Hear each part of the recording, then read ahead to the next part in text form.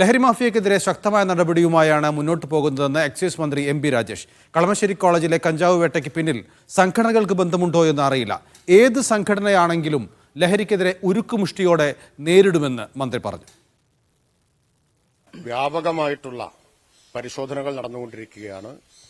ഈ മയക്കുമരുന്ന് കണ്ണികൾ തകർക്കുന്നതിനും ഈ ശക്തികളെ അടിച്ചമർത്തുന്നതിനും വേണ്ടിയിട്ടുള്ള ശക്തമായിട്ടുള്ള പ്രവർത്തനങ്ങളാണ് പോലീസും എക്സൈസും ഏകോപിതമായ രീതിയിൽ നടത്തുന്നത്. ആരെല്ലാം ഉൾപ്പെട്ടിട്ടുണ്ടെങ്കിലും അവരെല്ലാം നിയമത്തിന്റെ മുമ്പിൽ കൊണ്ടുവരും.